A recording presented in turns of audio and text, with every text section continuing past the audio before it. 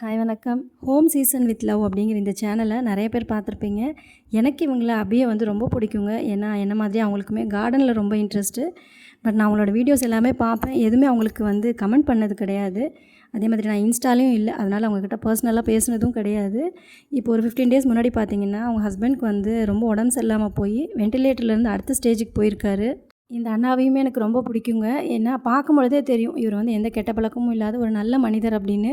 இவருக்கு போய் இப்படி ஆயிருக்கே அப்படின்னு ரொம்ப வருத்தமாக இருக்குங்க. இந்த உலகத்தில் எல்லா மனுஷங்களும் ஏங்குறது அன்புக்காக மட்டும்தாங்க. நம்மளால் முடிஞ்சது சீக்கிரமாக அவர் பூரண நலம் பெற்று வீடு திரும்பணும் அப்படின்னு வேண்டிக்கலாங்க. உங்ககிட்ட இன்னொன்று சொல்லணும்னு நினச்சேன். கண்டிப்பாக எல்லாருமே இன்சூரன்ஸ் போட்டு வைங்க. வருஷத்துக்கு ஒரு 10,000 20,000 அப்படிங்கிறது பெரிய அமௌண்ட்டுங்க. ஆனால் ஹாஸ்பிட்டலுக்குள்ளே போனீங்கன்னா அதுக்கப்புறம் தான் உங்களுக்கு தெரியும். சாதாரண ஒரு வயிற்று வலின்னு போனீங்கன்னா கூட உடனே எண்டோஸ்கோப்பி எடுங்க அப்படிங்கிறாங்க. நீங்கள் எந்த பேக்கேஜில் வந்திருக்கீங்க அப்படின்னு தான் கேட்குறாங்க. நம்ம லைஃப்பை சேவ் பண்ணணும் அப்படின்னா கண்டிப்பாக எல்லாருமே இன்சூரன்ஸ் எடுத்துக்கோங்க.